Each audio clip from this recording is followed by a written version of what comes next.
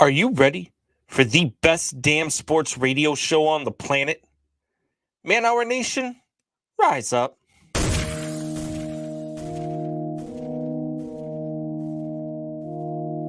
You don't want to be every time, no. I would like to personally welcome you to Man Hour After Dark. Say that thing. While I bring you the host, Mike, Buck, and Cone. You know who's coming to the stage. Sports talk than what you about to hear right here. I second that. Go. You know that it's us when we talking about sports. Giving you facts on the field to the court. Tune in, we need the support. 1 hour too short, then listen some more. On all your stations, not dropping no music. Starts like Adidas, but Nike just do it. Down 4 in the 4th, we go for the win. Michael 2 seconds, we taking it in. Buck, Mike, and Combs, you know what's going on. Man, now we're after dark, no LA, we the big spark. No 4th and inches won't cut you short. Got the best talking, it's all sports. Buzzing more than buzzer beaters. We coming live, all 3 speaks go. And what is going on, Man Hour Nation? It's your boy Beastie Brandon Combs coming at you solo for a little while. Buck is running behind schedule. Nothing new there. He's always running behind schedule. His takes run behind schedule. His life runs behind schedule. That poor guy. But we're also going to have Luke G on the show tonight. We've got a great show lined up for you guys. As always, make sure if you are on YouTube or Facebook, make sure you click that like button. Make sure you share, subscribe, do all that other good stuff that helps us out, helps the show get better and better, brings you better production value, does all the things that we need to do. So, with that being said, me being solo for a little while, we do have a rundown, which we go by usually pretty well. Buck created a rundown for the show, but I'm solo. So, Alpha Rob, what's going on, buddy? I see you in the comments. Thanks for joining. And when I'm solo, I like to do what I do best. And that is, let's talk some baseball. I know we've been talking a lot of football lately, but there's some things going on in baseball, man. The collective bargaining agreement is up on December 1st. The collective bargaining agreement is not looking like it's going to be signed by either side by December 1st. So we're going to have a work stoppage in MLB. And that's not good for baseball. If this thing drags into the preseason, or even worse, into the regular season, baseball is going to lose a lot. And remember back in 1994 when they had that work stoppage and it went into the as Trent chimes in, says, haven't kept up with baseball since Chapman was on the Reds. That's been a minute, man. It's been a minute. He did come to my Cubbies and help them win the World Series in 2016, so I appreciate all that. But we're going to get to some football. Hang with me. Give me like 5-10 minutes to talk some baseball, and then we're going to get into some football for sure. But the collective bargaining agreement, if you remember 1994, when baseball had the work stoppage, and I mean, it wasn't until 98 when Sosa and McGuire with the home run chase really brought baseball back to the limelight. Baseball can't afford that again. And as much as I love the game and as much as I will always watch the game, hell, when they had that strike in 94, I watched the replacement players play. Okay? So I love this game. But there is not going to be a comeback like that for baseball again, I don't believe. I don't believe you're going to have that for the simple reason of steroids are illegal now. They test for the steroids. They don't allow you to juice like they allowed McGuire and Sosa and Bonds and all those guys to juice. So where are they going to draw this from? Where are they going to get that big comeback from? So if the owners don't believe that this is a big deal, that they need to get something signed, they need to give the players what the players are asking for, and get whatever they need to do done so that they can continue with the offseason and they can get the preseason started on time. I mean, it's just got to happen. Baseball can't handle another work stoppage. Not during the season. If you want to take 30 days off during the offseason, nobody will bat an eye. But if this lingers into the season, you're in trouble. The other thing I want to talk about with baseball, Carlos Correa stirring up some feathers, man. I've got a couple friends who are Yankees fans, and they are not pleased. They are talking about Carlos Correa is like the Antichrist, because Carlos Correa said that Derek Jeter did not deserve any of his gold gloves. He's not wrong, people. He's not wrong. Derek Jeter didn't deserve any of his gold gloves. Derek Jeter didn't get to very many balls that were 5 feet away from him because he didn't put his body on the line. He didn't do the things he needed to do to get to those balls. That's why guys like Nomar Garciaparra dealt with injuries, but also made a lot more errors than Derek Jeter because they got the balls that people had no business getting to. Same thing with A-Rod. When A-Rod played for the Yankees, Derek Jeter wasn't even the best shortstop on his own team. But he wouldn't give up the position. He wouldn't move over. He was not a very good defensive shortstop. So for all the people that are out there defending, how dare he talked about Derek Jeter like that? People, he's telling the truth. He's being honest. And what is wrong with being honest? What is wrong with going out there and saying, look, Derek Jeter, as great as he was, the greatest captain of all time, if I had one player to pick to lead my team for the next 20 years, I'd pick Derek Jeter. If I needed a hit in the clutch, if I needed somebody that I knew could make contact and get on base, I would take Derek Jeter. But if I need somebody that I know can get to a ball in the hole and make a crucial defensive play to stop a runner from scoring or to stop a big inning from happening, the last person I'm going to is Derek Jeter. He didn't say anything wrong. Now, what he did was take the Yankees out of the running for signing Carlos Correa. Because there's no way the Yankees are going to get him now. There's no way. That fan base would just absolutely implode right now if they still went and signed Carlos Correa. Carlos Correa will get booed every day he's in Yankee Stadium. You cannot sign Carlos Correa if you are the New York Yankees. So, all the talk and all the backing him up and say, Derek Jeter, look, Carlos Correa is right. Derek Jeter didn't earn any of his gold gloves.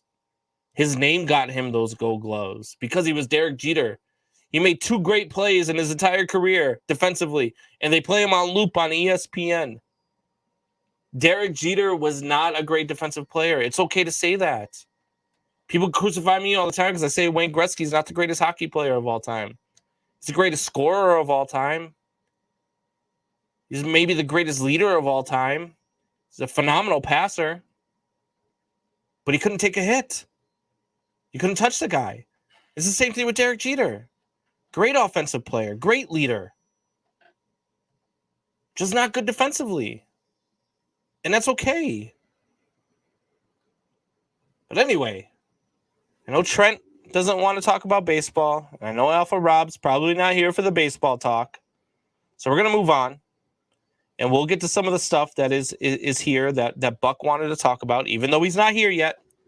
But he wants to talk about the Rams. And he even titled the show, "The Rams Just Are Not Good."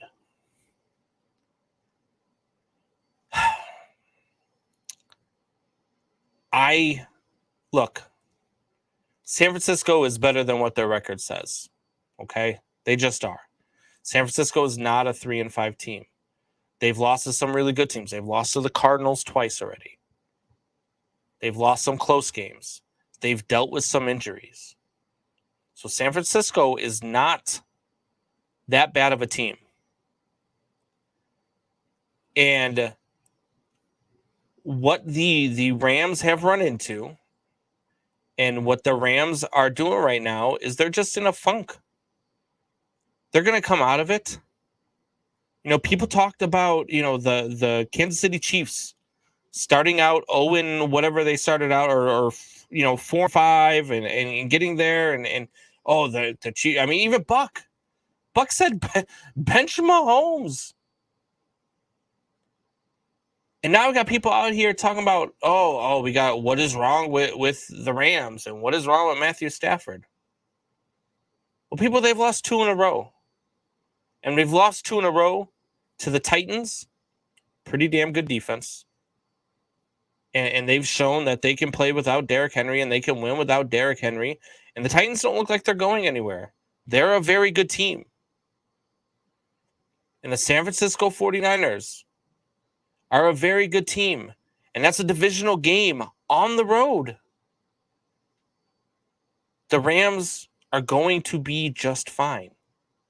They're going up against another really good defense this weekend. They've got the Green Bay Packers. As much as I do not like the Green Bay Packers, as much as I don't like talking about the Green Bay Packers, their defense is top 5 in this league right now. Their defense is very stout. So if you think the Rams are going to come out of it this weekend, you might be fooling yourself. Now, maybe they do, because the Green Bay Packers have shown a propensity to not be able to score themselves. And every once in a while, that defense will give up a bunch of points. So maybe they do. But let's just say they don't. Let's say Green Bay shuts them down again. Green Bay wins this game something like 13-10. It's just a defensive, showing where the two defenses are just battling and the offenses can't figure it out, right? Because the Green Bay Packers haven't been exactly stellar offensively over the last couple of weeks either. But then they get the Jaguars. Okay? They're going to put up their 30-plus points on the Jaguars. They're the Jaguars. So you can't do it every week. You can't average 35 points in today's NFL. You just can't. The Arizona Cardinals were playing good football. The Arizona Cardinals were up there with the amount of points they were scoring. The Buffalo Bills were up there with the amount of points they were scoring. And they've had a couple of rough weeks too. Until this past week when they finally got to play a team that wasn't very good. You can do that against the teams that are very good. But when you're going up against playoff teams, when you're going up against teams that are competitive, when you're going up against teams that are in your own division, you're going to run into these snafus. You're going to run into the times where you can't score 20 points. You're going to run into the times where a good defense shuts you down and everybody else is going to be like, oh, have they figured them out? Even me. I talked about, has the entire league figured out the Kansas City Chiefs? I still believe they have. Now, they went out and they put up 41 this week. Granted, it was against the Las Vegas Raiders, who like to fool you into thinking they're a good team and then all of a sudden implode. And they did it against, a team that just is still finding themselves, still dealing with the loss of Henry Ruggs, still dealing with injuries and missing guys that they needed to be a part of this team, that they counted on to be a part of this team. So maybe that continues. Maybe it doesn't. But the Los Angeles Rams are going to be fine. The title of this show that Buck created is false. And I know he's going to come on here and he's going to ramble and he's going to be, stuttering and, the Rams are this and the Rams are. They're not. The Rams are good. They're a good football team. That defense is too good to continue losing. That offense is too good to continue only scoring 7 to 10 points in a game. They are too good. They're too talented. They're going to be just fine. What's going on, Drew? I see you in the comments. I am solo right now. I know Luke G is going to be joining us around 7:30. And then I also know that Buck should be joining the show soon. So I am solo right now, but it's all good. You can enjoy me talking to myself because I'm kind of good at that sometimes. I mean, I've got 2 ex-wives, so I talked to myself a lot while I was married to them. Anyway, we got Trent Mason here who says, I say the Ravens will finish the season 11-6. I still think Baltimore had an off week. Yeah, I agree. And look, they've got my Bears this weekend. And my Bears are suspect. They've got a talented team too. The Bears have a talented defense. They've got a very talented quarterback. They're just very poorly coached. And, when you put a team that's very poorly coached on the field, bad things happen and they look really, really bad. But I would not be surprised to see Baltimore have another bad week against my Bears.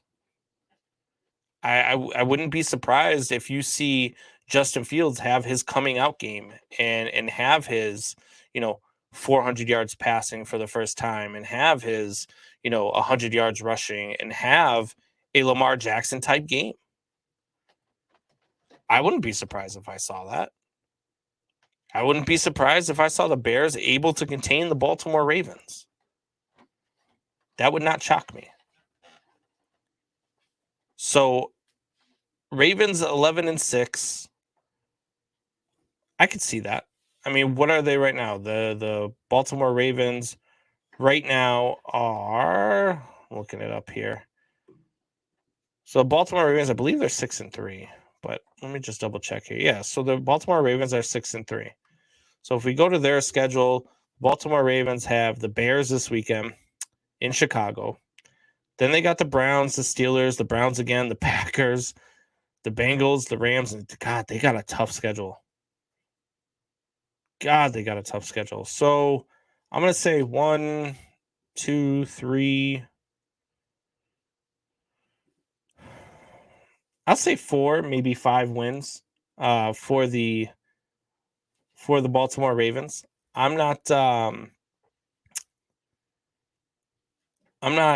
going to say that the Ravens 11-6. I'm not going to say that's a stretch. I will say that if they finish worse than 11-6 with this schedule, that wouldn't shock me. Says, I feel they will lose to the Bengals again, Packers and Rams. I can see that, but you know what else I can see? I can see them losing a game to the Cleveland Browns. A team that every single week we don't know which one is stepping on the field.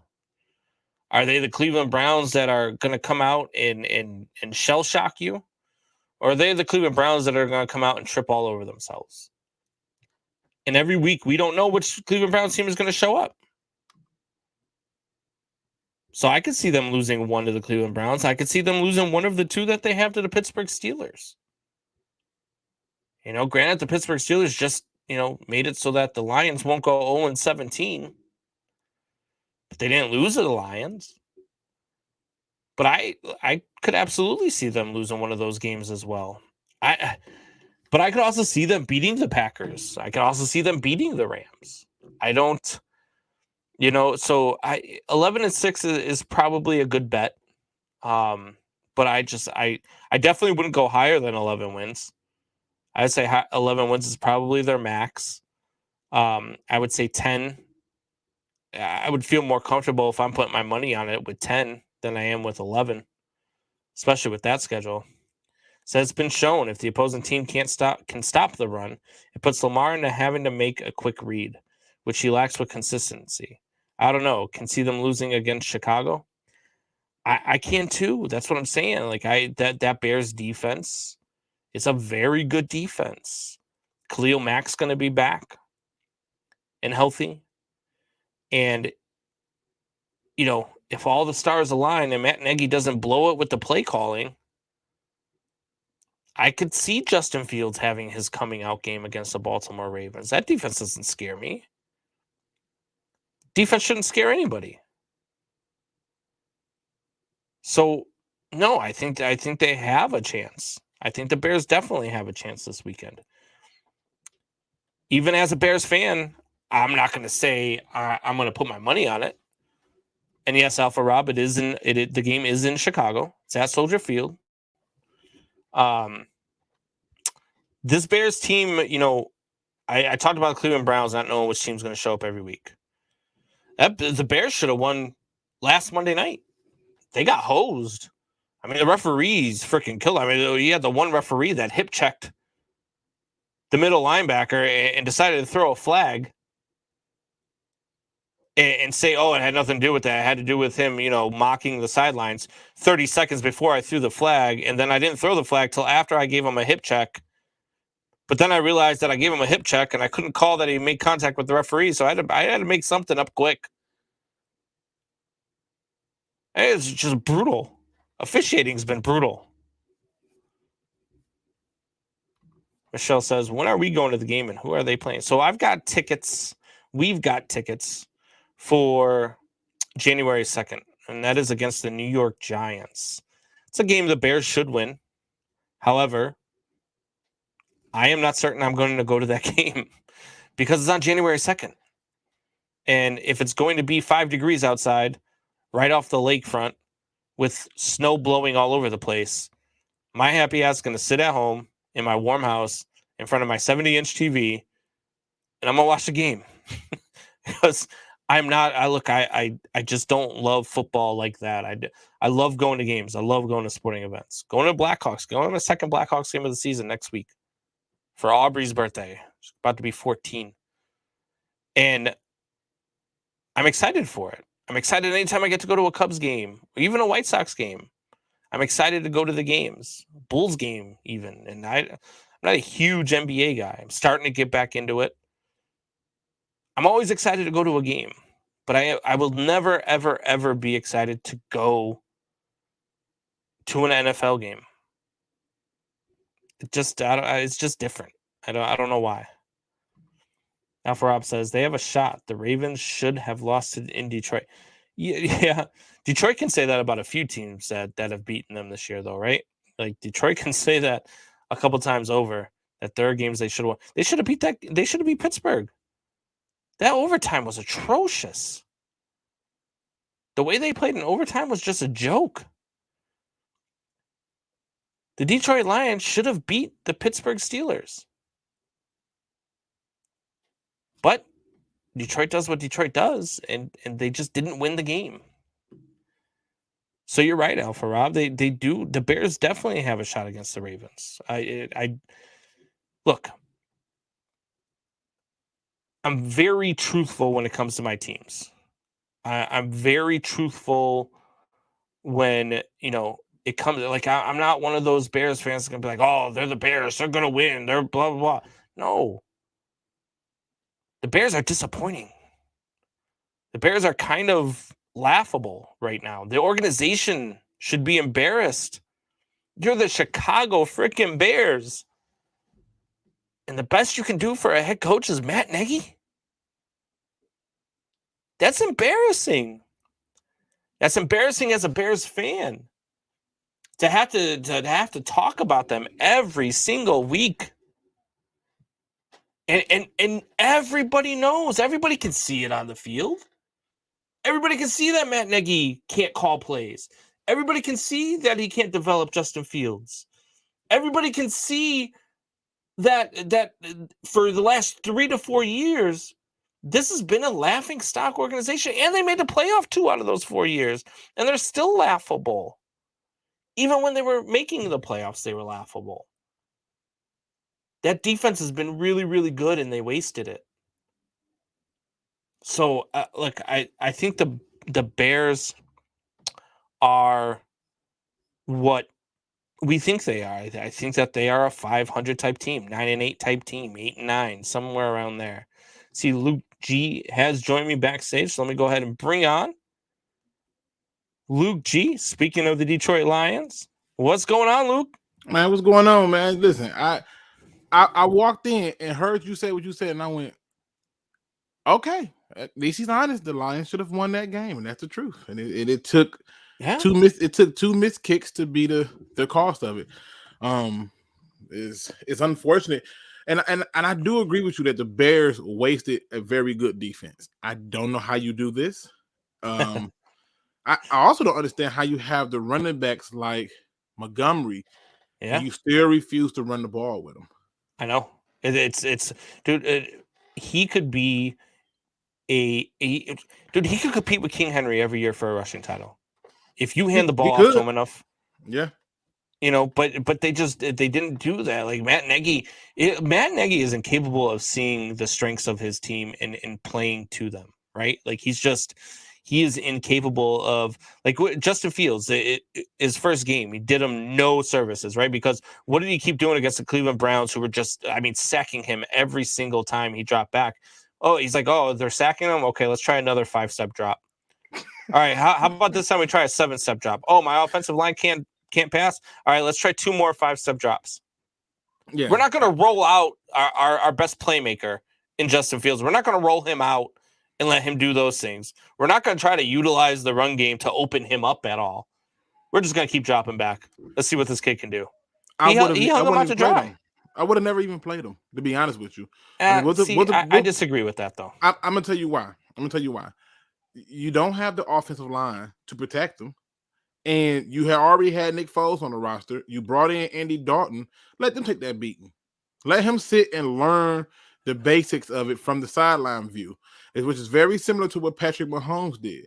Instead, they got to a panic point, and he threw him in because I believe it's not just Matt Nagy. Y'all general manager needs prayer, and I think he was probably called in and said, "Put our rookie in," And I just feel like whenever I watch the Bears, I go back to the times where they had Brian Urlacher, Lance Briggs, they had Peanut Tillman, and they had these players that I can identify as dogs.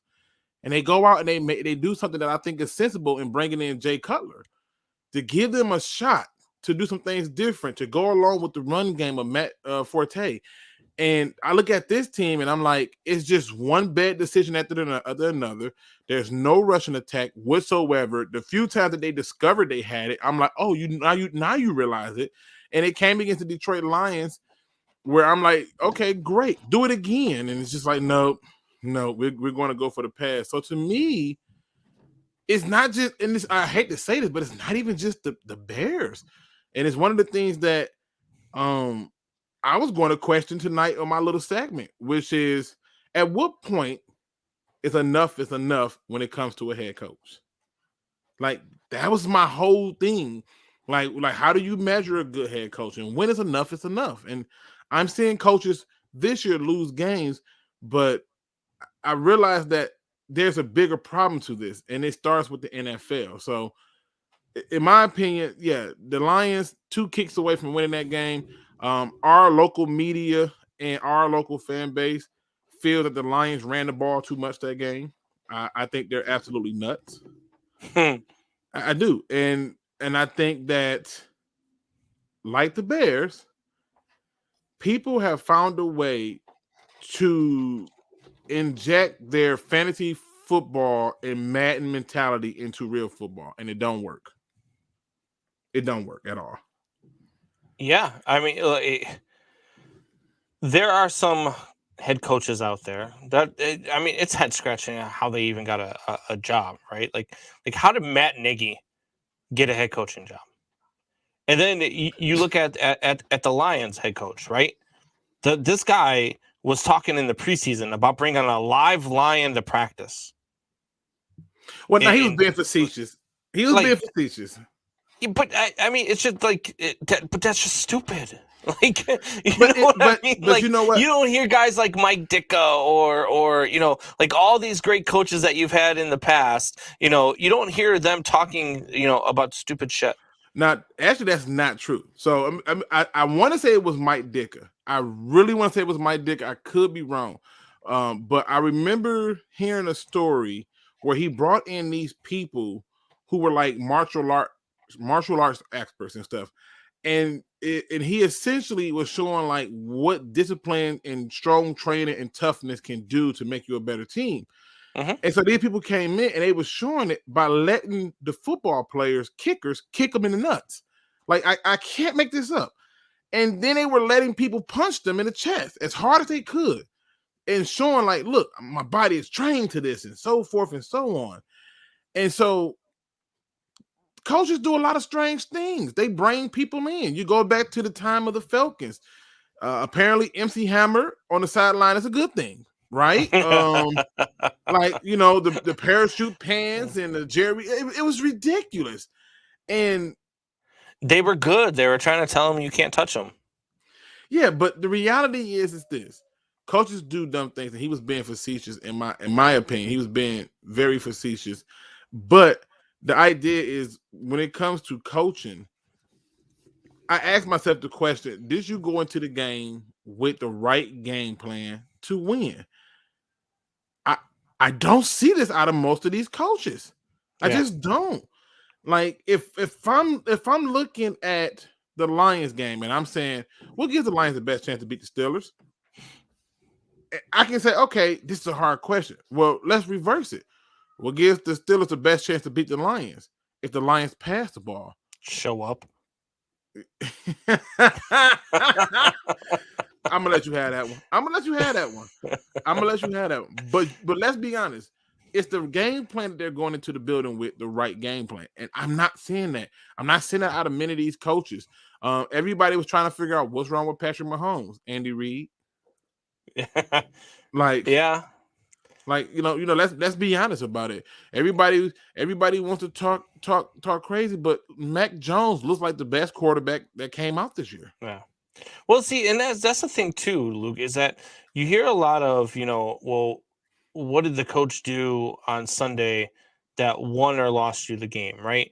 And realistically, a head coach's job is Monday through Saturday, right? And then on Sunday, it's the coordinators that are usually calling the plays.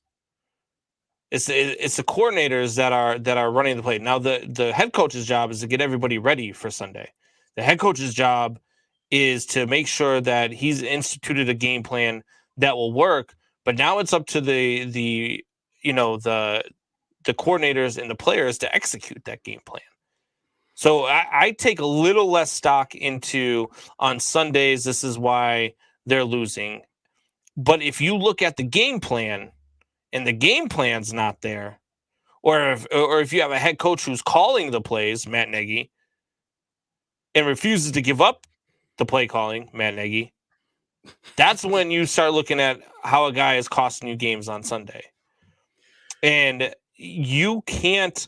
That's how what Matt Nagy got when he got COVID a couple weeks back, right? The Bears were a 3-point underdog, and then as soon as the news broke that he wasn't going to be coaching them, it went to a 1.5 point. They gained points because their head coach wasn't going to be there on Sunday. I mean, the reality is the coach's job is to see it through, and it is, you know, you don't start things and not finish them. And the reality is Matt Nagy's inability to give a play calling the problem? It could be, but the Lions head coach took over play calling, and now people are making it like it's this big thing that he took over the play calling. And what does that mean for Anthony Lynn? I said It doesn't mean anything. He's trying to do anything to interject something new into the fold. And Anthony Lynn's play calling, in my opinion, in many games can be questionable. However, I look at plays a little different. Do they work? And with Matt Nagy's inability to relinquish the play calling, many of the plays he called don't work. They're not even in the vicinity of being successful. And it's like what was the plan behind this? Like he'll come out in the game and be like, play action, first down. You'd be like, y'all ain't ran the ball at all. Nobody's afraid of your run. That play action, nobody even bites on it. And you go to some of these other teams, if the Titans call a play action, everybody comes up. You come up, I come up, the stadium come up, the referees run up. The Bears don't do this, and he'll call some routes that I'm not even sure he understands. Like, your line is not that good for them routes to be that deep. Right. Like, It's the craziest thing I ever seen. But I mean, let's take your Lions, Luke, right? Because I give you a lot of grief when you come on the show about the Lions. But let's talk about the Lions realistically. Okay, so week 1, they put up 33 against the 49ers, right? That's a very good 49ers defense, as we just saw them shut down the Rams. But they put up 33 points, and they lost 41-33. Then they got beat by the Packers, a game that, they weren't even close, and, 35-17 probably didn't even tell the tale. But then they got the Ravens, right? And Ravens kicked that. I think that ball's still floating through the air because he kicked it from so far away to win the game. Breath. Yeah, the Bears game, they were competitive for the most part. And then the Bears pulled away in the third quarter. The Vikings game, where they lost again by a heartbreaking field goal, they were in that game. That game they lost to the Rams 28-19. That was a competitive game until the end too. I mean, the Rams scored. I believe the Rams scored a garbage time touchdown. They did. And, then they get blown out to the Eagles, but then they tied the Steelers. So, I mean, I'm counting at least 4 games that they probably should have realistically won. Yeah. I mean, and I'll even take it a step further. If you look at through 9 games, I think 7 were winnable. I think the first game against the 49ers was a winnable game. The first thing I noticed as a person who went to that game and looked, the 49ers by far have to be the best travel team I've ever seen in my life. That stadium was completely red. I was like, I've never seen. I was so disappointed in the Lions fan base. How many red jerseys was in there? It was nuts. And even in that game, your quarterback throws an untimely touchdown, right? That goes. Interception. He throws an untimely interception that goes for a touchdown. And if you look at that and take that away, the Lions win that game. You had enough moxie with 9 minutes left to score 20-some points. What was that in the first half? And when you look at the game against the Packers were panicked. They couldn't do much of anything. And then you talking about them hitting that 17-point streak, and then the second half, nothing. Yeah. Another failed point. And then, like I said, the Ravens, the breath of God, the Vikings, another prayer. But the only 2 games where I think the Lions came in thinking that, this is going to be an easy win for us, and they got beat up in, were the Bengals and the Eagles. Yeah. All the other games, they showed up, came ready to play, and they're doing this with 5th and 6th cornerbacks on the roster. And that's funny that you say that. The Lions, when they went in to play the Bengals, or when the Bengals came in to play the Lions, they were 0-5.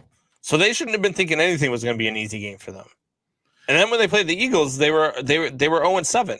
So really you would think that the Bengals don't walk in or the Lions don't walk in any game thinking, this is gonna be an easy win. But you gotta keep in mind, look at the history just this year. When the teams were perceived to be good and they were underdogs, they played up.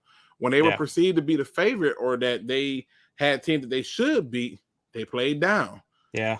And I picked them against the Eagles. I had them in my parlay against the Eagles. You and me both. But what's funny about that? And I laugh about this every single time. And I went live today, and I was having a conversation with one of my DSA members, and it blew my mind at what he said, because our fan base and our local media is talking about something that I've preached. And I think 2 weeks ago when I came on to do my segment, I talked about the importance of the run and why the run is more successful in predicting winners than it is with the passing game. And I got to tell you, our media says that the Lions made a mistake because they ran the ball too much. And the local media jumped on it and said the Lions ran the ball too much, and that's why they tied, and it was a sloppy, terrible game. The 49ers go out and do the exact same thing, but run the ball more than us and are praised for running the ball. In fact, they said it was a great game plan, whereas when the Lions ran the ball, they said it was horrible. And our fan base said, well, you can't have DeAndre Swift run the ball 33 times. That's not sustainable. But Derrick Henry has ran the ball over 33 times twice this season and did it more last year. And they continue to have success. And you just brought up that game against the Eagles. And it didn't dawn on me until you brought that game up. Because another game where they said you can't run the ball that much, that's ridiculous. And I'm thinking, you're ridiculous. Because ask me how many times did they run the ball in that game? Just ask me, sir. Just please indulge me in the Lions beat down on how many times they ran the ball that game. Just You want me to guess? I want you to guess. How many times do you think the Eagles ran the ball that game? I'll say I'll go with the average here. I'll say 20. Let's try 46. Holy. Okay. Let's try 46. They threw the ball 16 times and ran it 46 times. And not a singular person said that running the ball too much. But the difference is they won the game. They won the game, yeah. And they won it convincingly. What's even more scary is this. The Lions in that game. The Lions in that game that they lost to the Eagles. How many turnovers do you think the Lions had in that game? They lost 44-6. How many turnovers? Let's try one. Okay. Let's try one. And let's try that one came at the very last spot, which was a fumble, which came at the very last end that nobody gave a care about. The game was already well in hand and done. Right. Not a single person in the media batted an eye and said that they ran the ball too much. Not a single person said that this. And so my point. The same thing with the Titans is nobody says that they run the ball too much. They'll be down by 14 points in the fourth quarter, and they'll hand the ball off to Derrick Henry. You know, in a 12-play drive, they'll hand the ball off to Derrick Henry 8 times, and nobody says anything about that either. And you know what's funny? I'm finna show you another fun one, right? And the reason I'm bringing all this up because I'm gonna get it to go back into the topic of when is enough with coaching. When does coaching become to a point where it's like, okay, this is enough. We've had enough. We've seen enough. And the answer to this is going to shock you because I realized then when enough was enough, right? Enough is enough for a coach when you have failed to understand situational football. It's the point at which you are not aware of down and distance and you make decisions that not only affect your team, but hurt them. I'll give you a perfect example. The week that the Detroit Lions played the Bears, right? The Bears ran the ball 39 times. In fact, they were praised for running the ball 39 times, and the quarterback only threw it 17 times. He even had an interception, right? But guess what the difference was in that game? They came into it with a game plan that was saying commit to the run and do anything opposite would be shameful. We're just going to run it, and we're going to run it again.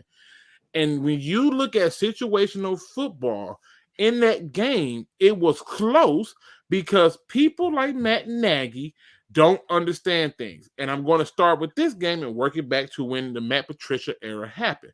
When Matt Nagy came into this game, there was a particular down that I had to ask myself, what the hell are you doing? Well, you may be wondering what I'm referring to. And not to rehash the whole game, but I'm referring to the second half, where they went on the 7-play drive for 60 yards, took 3 minutes off the clock, and it's all because of this stupid decision by him. On 3rd and 7, on 2nd and 6, after they literally just got a 4-yard pickup with the running back, they decide that, you know what? We're gonna just call the same play back to back. And they went for a negative yard. And they said, okay, cool. So what did they come up with? Let's try a short tight end screen on 3rd and 7. What's the point at this point? Like, what are you doing? Why call this? And I go back to another time when Matt Patricia, and I played the Lions, and Matt Patricia ended up 1-upping.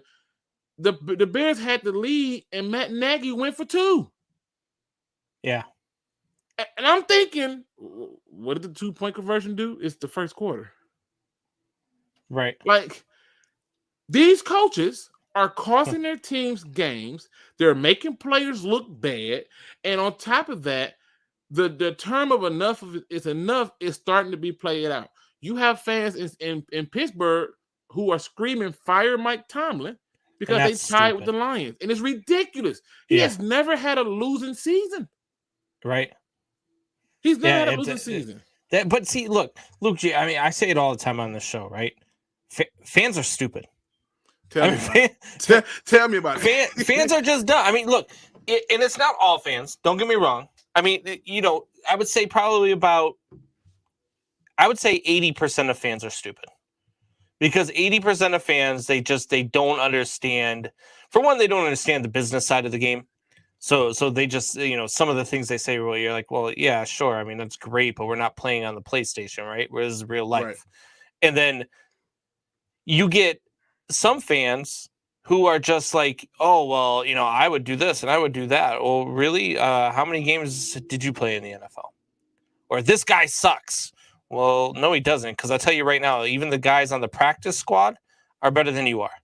So, you've got to distinguish the difference between a stupid fan and fans that know what they talk about. You, me, Buck, well, maybe not Buck, but you and me, we know what we're talking about when we talk about our sports teams, right?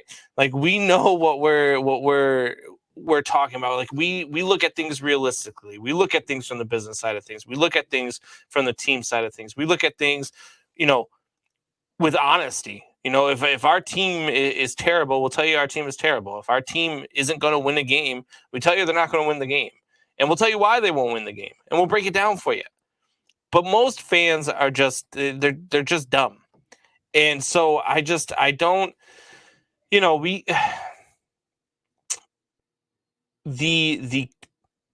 fans that are out there calling for Mike Tomlin's head just don't know football.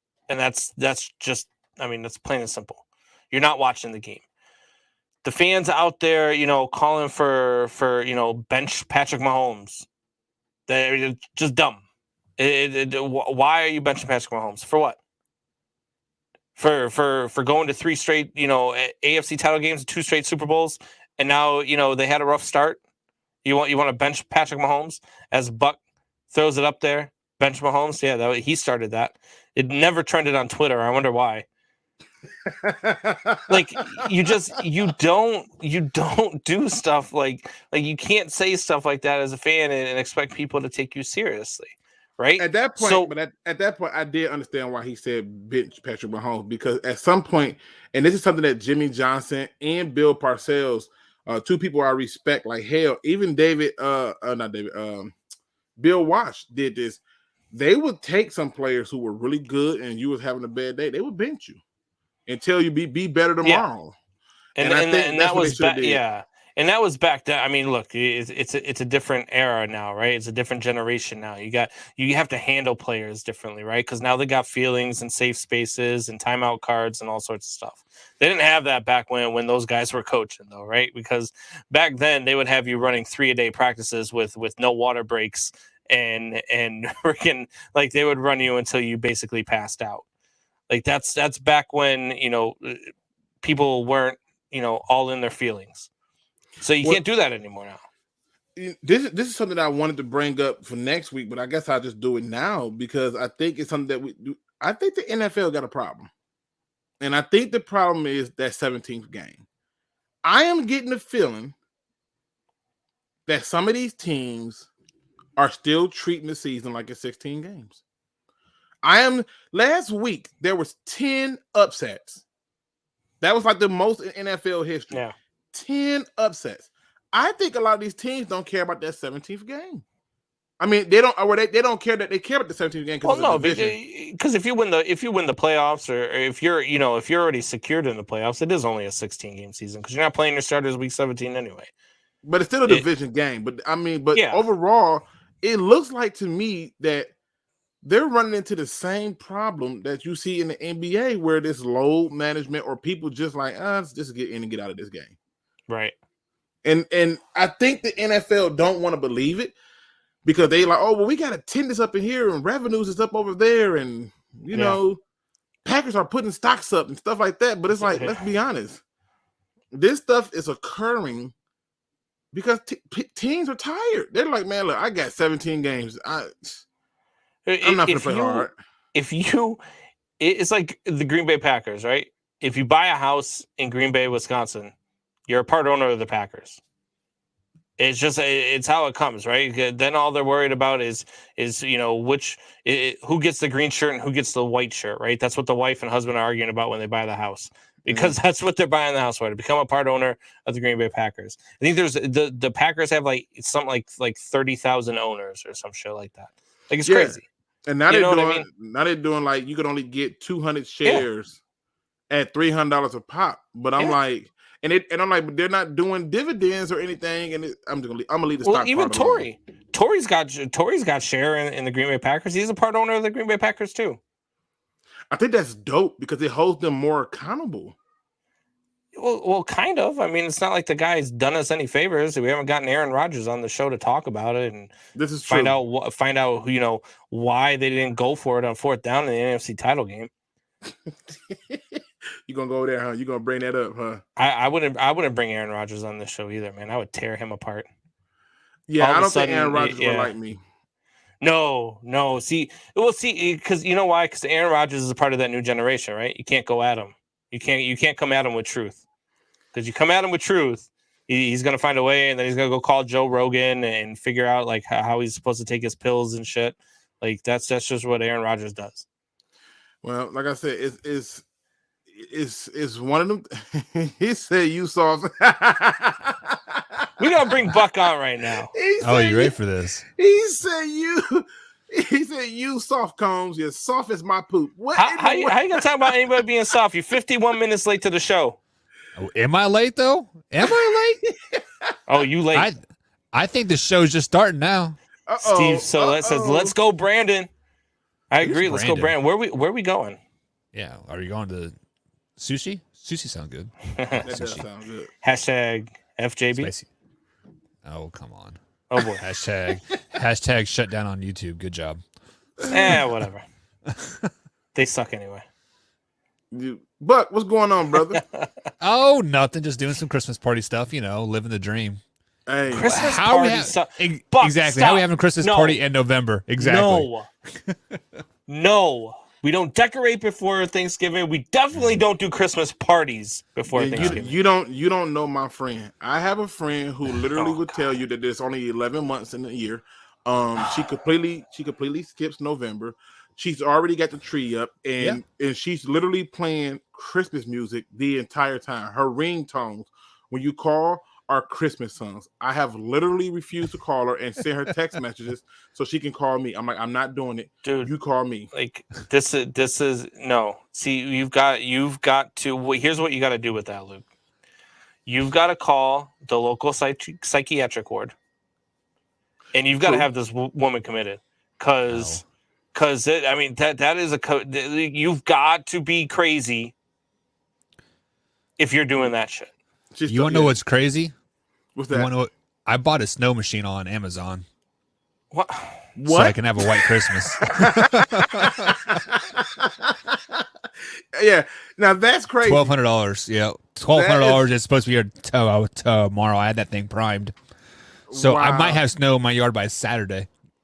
You never know, just to test it out. That is ridiculous. Now that is crazy. Is it ridiculous? But yes. I gotta ask you a question. That's ridiculous. Yes, the lines are still 11-7. Oh, sorry. Listen, I'll take that. I'll take all It's not possible.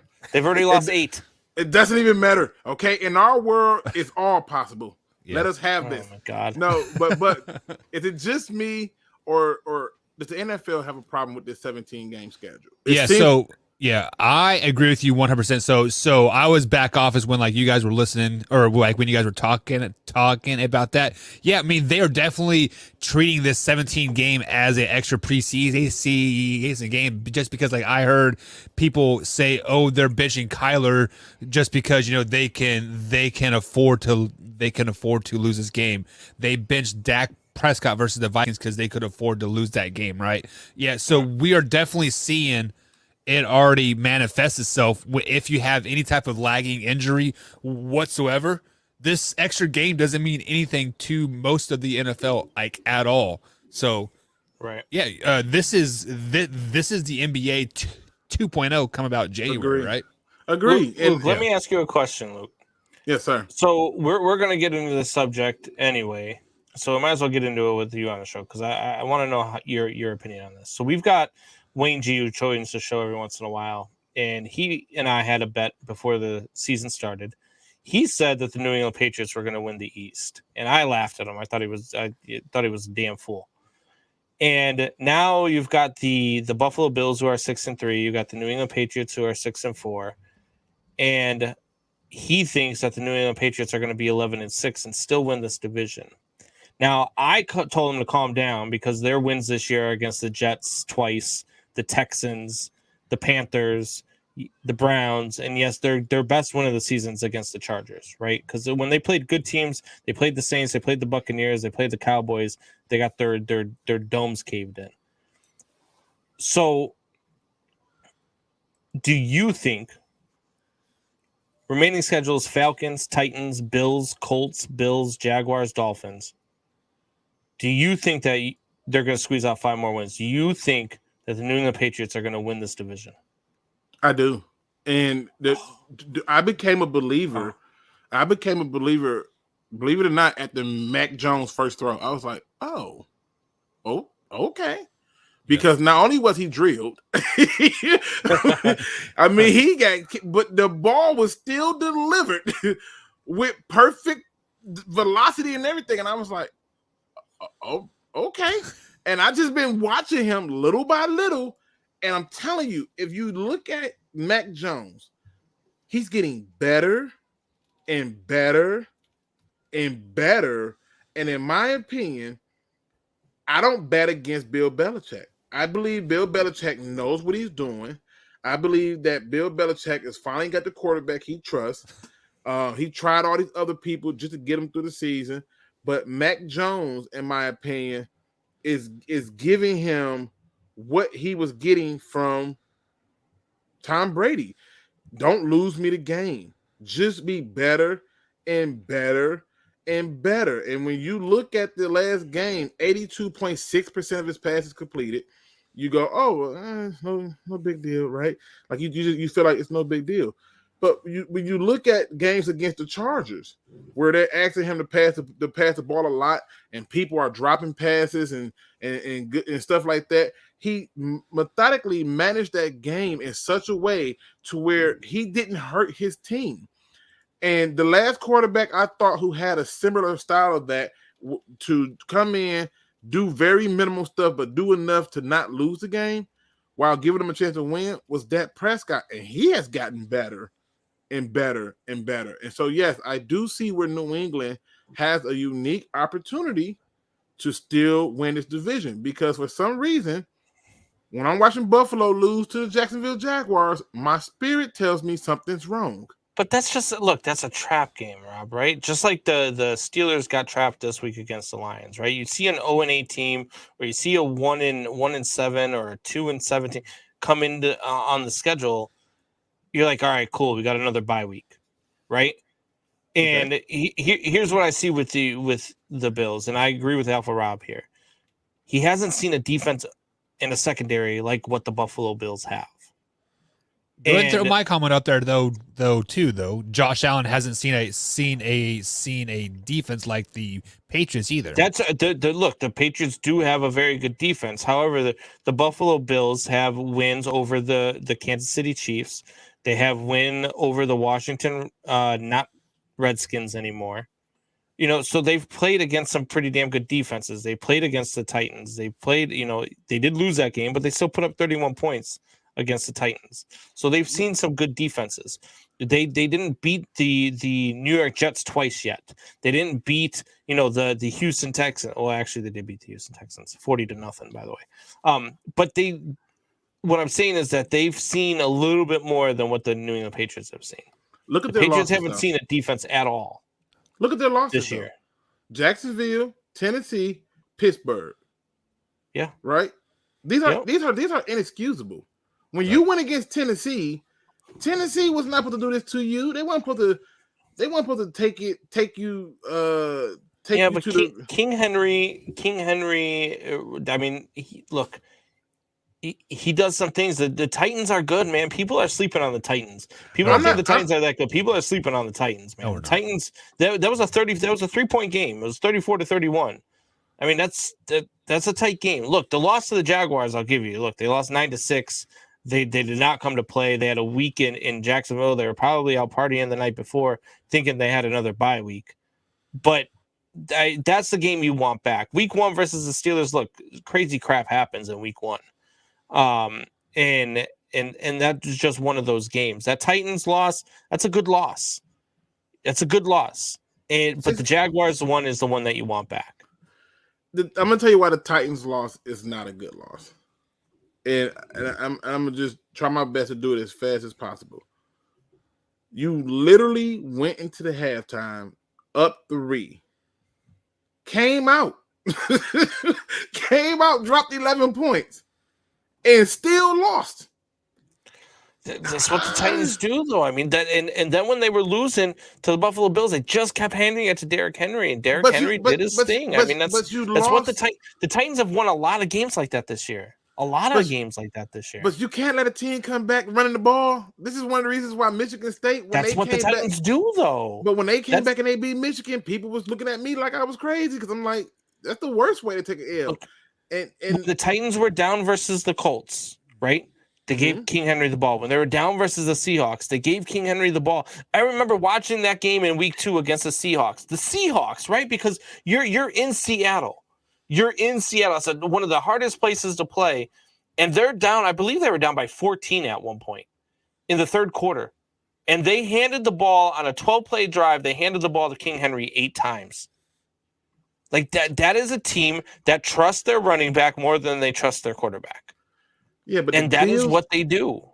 The Bills lack any real balance. It's all the pass game with the quarterback. And when they do run the ball, it's like, oh, okay, you ran it, but that's not them. And I just if you just go through and you just look at it, just look at the schedule, right, for the Bills. Alpha Rob, don't do that. Don't come with excuses. If Allen doesn't slip on 4th down, the Bills win. Well, if he completes a couple more passes in the second quarter and they kick a field goal, they don't lose either. Like exactly. There's all sorts of ifs. I mean, if freaking grasshoppers had boxing gloves, birds wouldn't mess with them in the morning. Like that's like there's ifs all over the place, right? You said if grasshoppers had boxing gloves, birds wouldn't mess with them in the morning. I'm taking that one.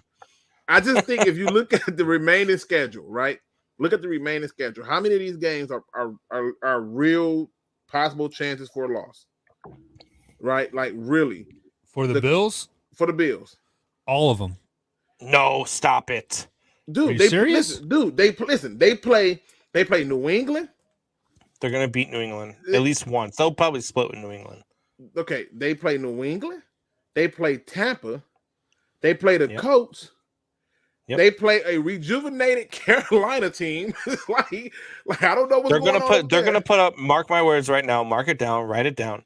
They're going to put up 35-plus points on the Colts and beat the Colts this weekend. They're going to go to New Orleans, and they're going to beat New Orleans by 2 scores. False. And then that game against the Patriots on Monday Night Football, to me, is what's going to decide the division. They can run the ball, though. Like, if you look at most of the teams they played, they can run the ball. Tampa can run the ball. Colts can run the ball. Right, but the Steelers score at an impressive rate. The Bills score at an impressive rate. I don't like. They 35, 43, 40, 38, 34, and 26 before they only put up 9 points against the 6 points against the Jaguars. And then they put up 45. Like, they score at an impressive rate. They put the ball in the end zone. Now, what you're going to get into against, a team like the Patriots is you're in a defensive battle again, right? So you're probably looking at more of like a 20-17 type game. If you put up 30, you feel like you're going to beat the New England Patriots. If you take out the runs from the quarterback, the run game for the Bills is abysmal. And if you look at all their losses, I'm telling you, they lost because they couldn't run the ball. and the other team could. In fact, they lost to the Jacksonville because the Patriots they couldn't can't run the score ball. 30 points in a game. They've only done They it don't twice need this to. season. They don't need to. Like, why do they got to score 30 points? They just simply have to. Well, that's what I'm saying. I just said if you're the Buffalo Bills and you put up 30 points, you won't feel though. like you're going to beat the New England Patriots. They won't. They'll lucky score 20. Yeah, I don't think they're going to Buck. get. I think New England is going to give them some problems. I think when you look at New England, right? Like we always want to talk about, but Buffalo's going to give New England problems, and I trust Josh Allen right now. Look, I like Mac Jones. I do. I think he's going to have a good career, but the Bills are the best defense in football. What's the highest point total that was given up by New England this season? Probably versus the Cowboys. 29 versus 35 versus the Cowboys. They gave up 22 to the Texans. 24 to the Chargers. The highest is 35. Yeah, 35 right? points. Okay. And if you go on over there to those good old Bills, right? Yeah. You mean the Bills defense that has 2 shutouts and the Patriots don't have any? The shutouts don't mean anything to me. Especially against what's the highest point total that they've given up this year? Let's see, 34 to the Titans. All right. So I'm bringing up these 2 games for a reason, right? I'm bringing up these games for 2 reasons. If you go to these games, Miami, really, Washington, really, there's nobody. Houston. You mean the Washington team that just beat Tampa? Yeah. You mean Tampa beat themselves? But I get where you're going with this. Houston, nobody's right. Yeah, and yeah, they swept Miami. Barely beat them the second time, but they beat the hell out of Kansas City in Kansas City. Chiefs were bad then. I mean, yeah, look, but Kansas City's a tough place to go play, and you could say that the Chiefs were bad then. The Chiefs are still a damn good football team. But my point I'm trying to make to you is for every one of their great wins, there's a horrible loss. You can't say that about New England. They've got one horrible loss. They got more than one horrible loss. And I'll tell you what I mean. They can't lose to Pittsburgh. They can't lose to Tennessee. Who comes back running the ball? You can't. The Tennessee Titans. They've done it 4 times this year. You cannot take a loss to the Titans after you drop 38 on Kansas City. You can't do it. You can't. You're giving up all types of points. And the only teams you're blowing out are bottom-feeding teams. Like, ooh, they put 45 up against the Jets. Big deal. They put 40 against the Texans. Big whoop. They put 43 on Washington. Woohoo! Come on. Who have they played? You know who this Buffalo the same damn teams that the Patriots have played. What are you talking about? I'm telling you that. Look at the Patriots' schedule and tell me. Let's go with the Patriots. Okay, you just said big whoop. Oh, they beat the Dolphins twice. All right. Well, the Patriots lost to the Dolphins. Then big whoop. So then the Patriots played the Jets. All right, and they beat the hell out of the Jets twice. But then they lost to the Saints. That's a woo, and that's not a team that's out of this world.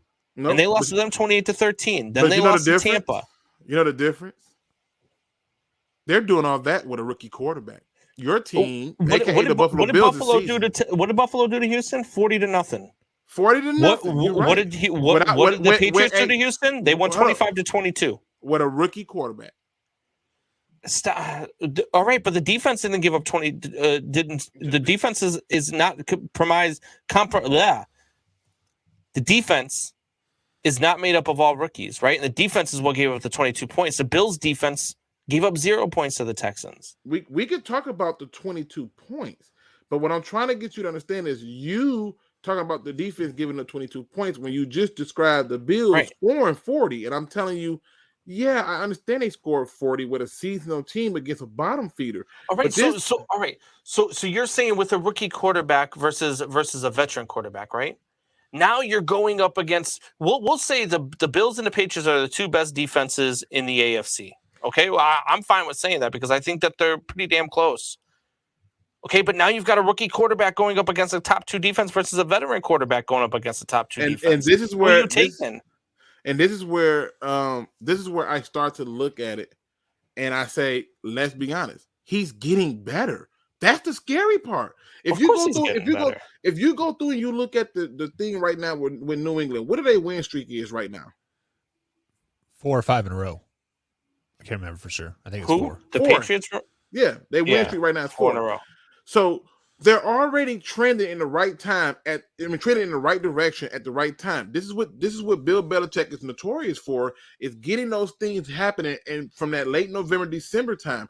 The only thing I'll point out to you is for every negative thing you can point out about New England early on, keep in mind there's a rookie quarterback over there trying to, get caught up to the speed. And it's looking like he's starting to hit his stride. That's all I'm pointing out. Is he hitting his stride, or has he beaten up on some pretty bad defenses? The Jets, I mean, that's a joke. They put up 54 on the Jets. Good. The Jets defense is a joke. They beat the Panthers. Panthers defense is a joke. They beat the Browns. The Browns are every week, and I said this earlier before you came on the show, Luke, you don't know which Browns team is showing up week to week. True. You don't. So- I mean, you just so- don't. They're the most bipolar team in the league. So Combs, you don't need to look at those last 4 games. You need to look what they did against a top defense in the Dallas Cowboys, a top defense in the Tampa Bay Buccaneers. They put up 29 and lost 35 to 29. No. We're talking about the defense on the side of the ball, the defense held those teams down. The defense did not hold the Cowboys down. The Cowboys put up 35 points. In hindsight, yes, but it was a great defensive game by the Patriots. The Cowboys are a Super Bowl caliber team. I don't disagree with that statement. I don't. I do disagree with that statement because the Cowboys are a playoff caliber team. They find a way to lose in the playoffs. I wouldn't say Super Bowl caliber team, playoff caliber team, and they're not better than I'd say they're the 5th best team in the NFC. So there's a such thing in the NFL, Combs, as getting hot at the right time. The Buffalo Bills were hot earlier in the season. They were clicking on all cylinders. Since then, they had complete dog shit. Right now, the Patriots are clicking on all cylinders. They're getting hot at the right time. Luke G. Havoc comes in and says, "Stop underestimating the Titans, Luke. They're 8-2 with the most injuries and played the hardest strength of schedule." Hardest strength of schedule. Well, I'm not. They've played a really tough underestimating schedule of the Titans. I'm not underestimating them, but what I'm telling you is that where there's fire, there's smoke, and right now the smoke is smoldering because they're not hot. They're not trending in the right direction. The only team they are dominating right now are bottom feeding teams who are going to be picking in the top 10 of the draft. And when you have that happening, I'm sorry, I hate to be the bearer of bad news. You're not heading in the right direction. Right now, at this point, the division should have been locked up by the Bills. But what they do, they just plan around and pissing it away. And it makes no sense. And I just think that at the end of the day, as much as we would like to try to act like, oh, well, it's not this fault, it's not that fault, I'm telling you, most of what happened early on in the season for the New England Patriots can be contributed to the fact that they had a rookie quarterback who's trying to learn a new system. And they were basically moving him along slowly. He is starting to feel himself. And I'm telling you, it's been looking real strange at how he's playing this game. So you're gonna look back at this conversation in week 15 when the Bills when the Bills have the division locked up after week 15, ahead of going to New England. You're gonna look at this and be like, man, I was wrong about the Patriots. They weren't ready yet. And look, the Patriots have a bright future. Their quarterback has a really bright. Look, I said when Mac Jones got drafted, I said if he's going to go in the first round, he needs to go to the Patriots because Bill Belichick will do wonders with Mac Jones. And I don't think Mac Jones would have been in a good situation with any other team in the league. I don't. But you're going to play with Bill Belichick, and I think he's in the right spot. But they're not. They're not. I don't even think they're going to win 11 games. I think 9 or 10. Is where you're going to find the New England Patriots at the end of the season. Well, the best part about these kind of conversations is we still get an opportunity to see who was going to be right and who was going to be wrong. And so when that opportunity presents itself, just know I'm here for it because if you're right, I'll have no problem coming in, eating my crow. I'll eat it with pride. But if you're wrong, like I have to eat my pride. You still haven't eaten your crow about the Lions when I said that they were going to be a 2-win team. You laughed, man. You laughed. No. They're 0-8-1. Yeah, but that doesn't make that. They still got a lot of games they can still win, and I don't think they're going to be a 2-win team. So that still has a chance to prove to be different, correct as well. So mathematically, I can't eat crow when it's mathematically. No, I'm just saying I can't eat crow when it's still games that they You're can like win. Buck when Buck picked them to be 11-6 and win the division. Man, even when they were 0-6, he's like, all right, well they're going to go on an 11-game win streak. No, I'm just saying, mathematically, I ain't dead yet. No, I'm just saying, like, let's be honest. 3 of those games we know they literally could have won. They literally could have won it, and it took kicks, whether it be missed or made, to change the outcome of those games. They're not that far off in a lot of these games. There's only, like I said, we just talked about it earlier.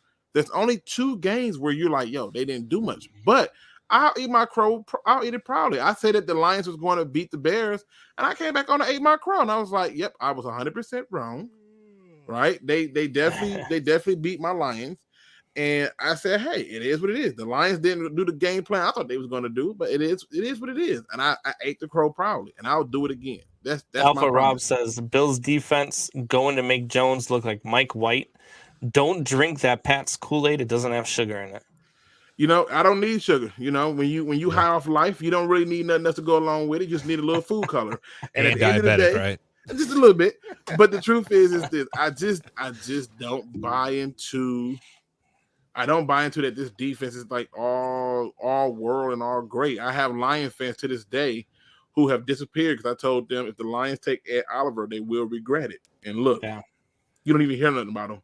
Can we flash back like 5 minutes in this conversation here when the conversation started with the Titans' strength of schedule was the toughest in the NFL? They have played 3 winning teams this year so far. The Titans? Yes. They played the Arizona Cardinals, which they lost. The Seahawks losing record. Colts losing record. Right. Jets losing records. Jaguars losing records. Bills winning record. Chiefs, they had a losing record at the time, but they're winning record now. Colts losing record. Rams winning record. Saints losing record. Congratulations, have the easiest schedule in the NFL. It's not the easiest. Stop it. No, you guys are pumping up these Titans. Oh, they're great. They're 8-2. They played 3 teams that have. You're going to talk about the Seahawks that have a losing schedule. First of all, they were in Seattle, always a tough place to play, and they were down and came back in that game and won that game. Still a losing record. The Indianapolis Colts losing record.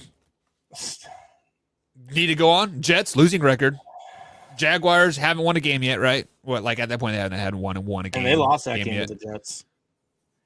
But still, that's one of their 2 losses. Yeah, to a losing record. Jets. It's a bad loss. What do you? I mean, like it's a bad schedule. To have bad losses, but they're going to beat the Texans. They're better than the Texans. They're going to beat the Patriots. Losing record in 2 weeks.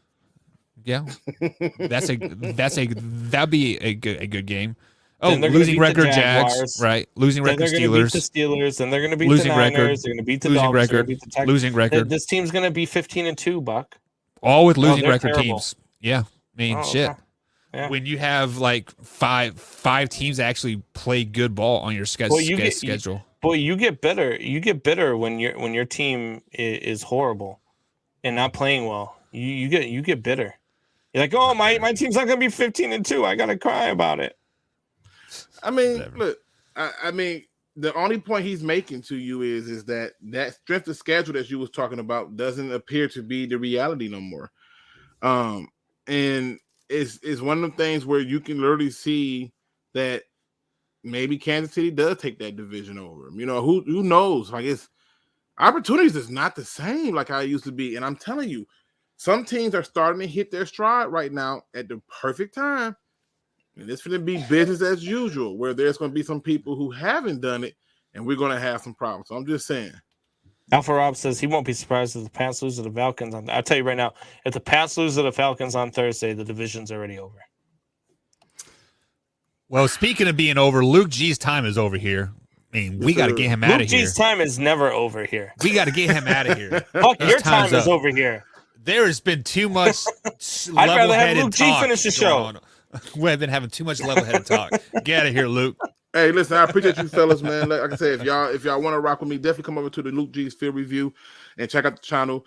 Talk all things Detroit Lions, bring you on, talk with me. And as always, man, I talk my Lions talk, but I keep it in perspective and I keep it in contextual perspective, I should say.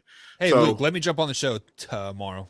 You want to get in? Yeah, 100%. I need you because I'm about to. I gotta. When you got Terrell Pryor calling Jared Goff terrible, it's getting bad. it's getting real bad. And I mean, this dude literally said Jared Goff is terrible, and that he and Colin Kaepernick can literally come to the Lions right now and do better than what they've seen from Jared Goff all season. That's like when Steve Smith came out and was talking trash about, or no, he was defending Odell Beckham. And people are like, why does what Steve Smith matter? Steve Smith wasn't even relevant when he was in the NFL. Why does he think he's relevant now? Steve Smith was a dog when he's in the NFL, but he has been saying a lot of stupid stuff lately. He even said some stupid stuff about the Lions that I was like, what the hell are you talking about? And his Odell Beckham Jr. defense was 100% a joke because I'm like, hey, when they gave him opportunities, he dropped them. So, yeah, not feeling sorry for him. So, but again, appreciate you fellas for having me on. Can't wait to do this again next Tuesday, or I'll see you tomorrow, right, Buck? Yeah, I'll be there. Just send me the link. 100%. You gentlemen have a good night, and I am off to get myself ready for work. All right, later, man. Yes, sir. Combs? Man, always good to have Luke G on the show. He is so level-headed. He is so level-headed. Yeah. He came on the show. He was shocked.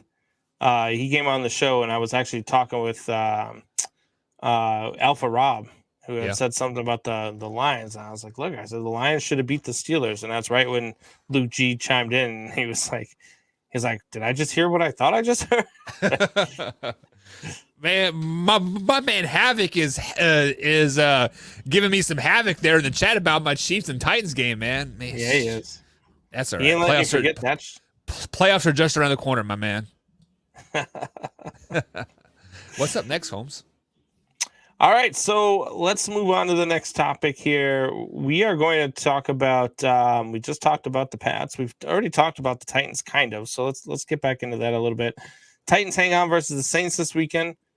Have the Titans proved they are for real? I think you've kind of already answered that. Where you stand? Yeah, of course. Are the Titans for real?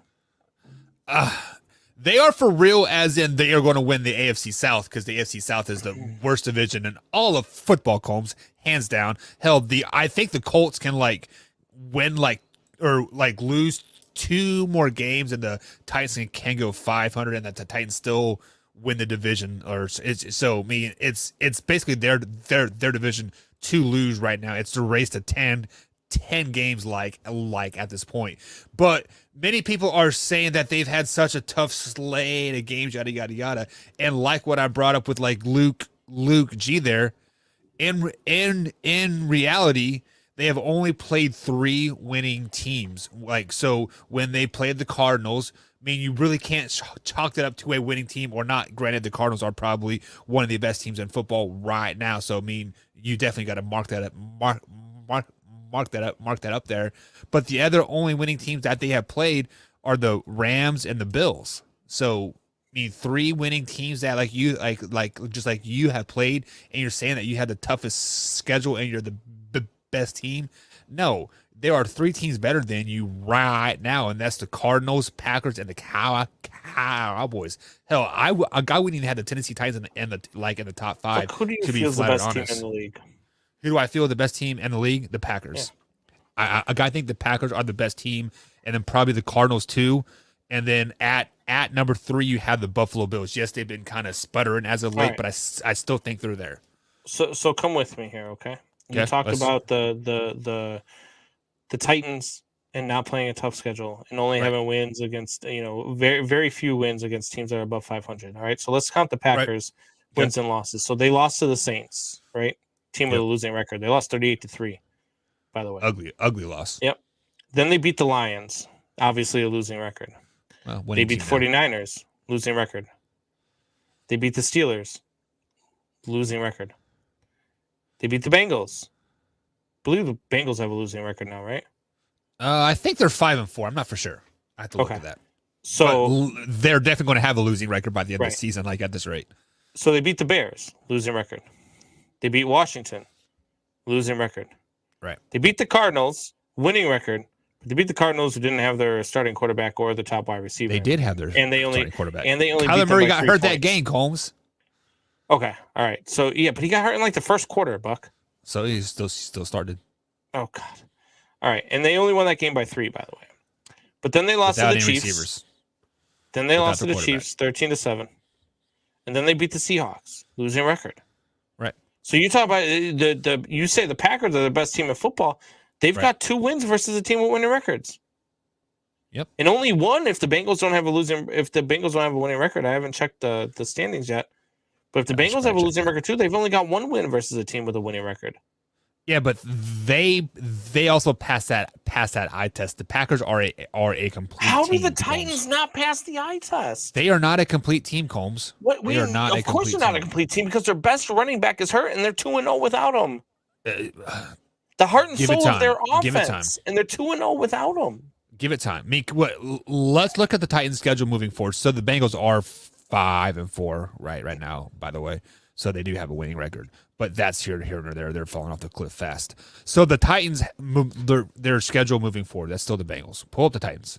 Come on. There it is, Titans. So this week they play the Texans at home. Texans always play every division team well. So this is no gimme game by any means whatsoever, but I'm going to give them the win. So, and then I have them losing to the Patriots. I'm going to have the Jaguars beating them as well. They're going to lose to the Steelers, lose to the 49ers. 49ers looked really good on Monday night, by the way. They'll beat Miami, and then they'll beat Houston. So they will have 11 wins. They will have a third seed in the AFC. What I'm getting to, for one, this has been a crazy NFL season, right? Like your sister here chimed in and she said the same thing. She said the NFL season has been crazy. What good team hasn't lost to a terrible team or a team with a losing record? And I agree with that. That's facts, yeah. But in the NFL, you beat who's in front of you. You beat the team. You don't beat their schedule. You beat who's in front of you. And you can't control whether or not a team has a winning or losing record. So you go out there and you play your game and you beat the team that is put in front of you. Okay, so I bet you if we looked at the team with the toughest schedule, by how many teams they've played with winning records, I bet you that team is a losing team. I bet you they don't even have it. You can't decipher who the best team is based off of whether or not the teams that they play against are have the better win-loss record. Right. Okay. You look at places like when you go into Seattle and you win a game, even though the Seattle Seahawks haven't proven to be very good this year, they're the Seattle Seahawks, and that's still a very tough stadium to go in. When you beat the Kansas City Chiefs in Kansas City, that's a tough place to go play, and that's a tough place to go win, no matter what their record says that they are. Okay. How about this, Combs? So I just pulled up the NFL strength of schedule here. So this is judging by winning percentage of the opponents. Okay, so who do you think has the toughest schedule this year so far? The Lions. The Lions are actually number 8, so they are up there. The Pittsburgh Steelers are number 1. Guess where the Tennessee Titans land, Combs? Do the Pittsburgh Steelers have a winning record? I think they're 5-4 as well, aren't they? That's my okay. So they're 5-4, but that's my point. Right. You go by the winning percentage, and you're probably not going to pull out a good team. Where's the first good? Who's number 2? Baltimore. Okay, they're Kansas 6-3, and then Kansas City, they're 5-4. And you had the Browns, Bengals, then you got the Raiders, and Rams. Yeah, so one winning record out of all of those that you just mentioned. Wait, the Baltimore No. 6-3, I'm talking Kansas City about 6. out of those last few that you just mentioned. There was only one. So you got the Ravens, the Chiefs. Actually, Combs, all the teams in the top 10 right now are winning records or above 500, except for the Detroit Lions. Your Steelers are 4-4-1, so they don't have a winning record. It's still I said they're 500 or above. The Detroit Lions are the only team in the top 10 strength of schedule that are not a winning record 500 or above. Where do you think the Titans land on this strength of schedule here? I don't know. They are dead last, 32. Where do the Green Bay Packers land? The Green Bay Packers, they are 28th. All right, and that's your best team in the league, you said. How about this? That's what I'm saying. Where do the where's Arizona the Arizona Cardinals? They're the 30th. Yeah. So, but look at because you're going by that. Look at the Arizona Cardinals beat Tennessee in Tennessee, right? Right. Then they beat the Vikings. They beat No, the Jaguars. No. It was at home, right? The Arizona Cardinals played at home versus the Titans. No, it was at Tennessee. Was it? Week 1 was at Tennessee. Okay, They beat Tennessee, yep, and they beat them good, 38-13. Yep. Then they beat the Vikings in a close one. Then they beat the Jaguars. You should beat the Jaguars. But then they went into LA and they smacked down LA. Then they beat the Niners. Okay, tough. It's a divisional game, but you go by their record, and it's not a tough one. But we just saw what the Niners did to the Rams. Yeah. Right? So then they went into Cleveland, another place that's a tough place to play. I feel like when you have a divisional game, you got to add at least 100 winning percentage points on that. Right. Like on that record. And then you go to Cleveland, another tough place to play, but the Cleveland Browns, what we talked about, as a team we don't know what's showing up every week. Then they beat the Texans. You should beat them. They lost to the Green Bay Packers by 3 points. They beat San Francisco in San Francisco, a team that just came out last night and shut down the LA Rams. And then, or I'm sorry, not the Rams, but the 49ers just beat, who'd they beat last night? The Rams. Was it the Rams? It was the Rams. Yeah. All right. Rams 49ers last night. Yep. And then they come out and they lose 34-10 to the Panthers. They're missing their quarterback. They're missing their top wide receiver. So, look, this team is good. You can talk about the strengths of schedule all you want, but I just listed all, like, let's see, 1, 2, 3, 4, 5, 6 games versus teams with winning record or inside the division. Like, I mean, that's, you beat who's in front of you. You can't worry about what their record is. You can't worry about strength of schedule. This isn't college. There's no rankings. There's no polls. Yeah, but there is, because we have Graham on tomorrow with our NFL power rankings. Right, but and then he's probably going to have the Buffalo Bills at 1 and everybody else at 32 because that's what he does. Which is right. You just said they weren't even going to win their division. Did I say that? Should the Patriots be at number 1? Patriots? No. As far as power rankings? Yeah. No, they're at least a top 10 team, though, I think. I would think so, too. They got to be a top 10 team. I mean, well, they might squeak into the top 10. I mean, honestly, I would probably have the Bills around 5 to 6 range, and then the Patriots probably at 10. Chiefs probably at like 14, 13. Says you're looking at the wrong statistics. The media said the Titans have the hardest strength of schedule so far, but the easiest remaining. Yeah, they do have the easiest schedule remaining. That Titans schedule is ridiculously weak coming down the back stretch. Okay. They're going to win a bunch of games, and they don't even need to start any of their starters in these games. Right, Havoc, you are correct. Like, the title of this article is remaining to 2021 NFL strength schedule. You are absolutely right. My fault. Yeah.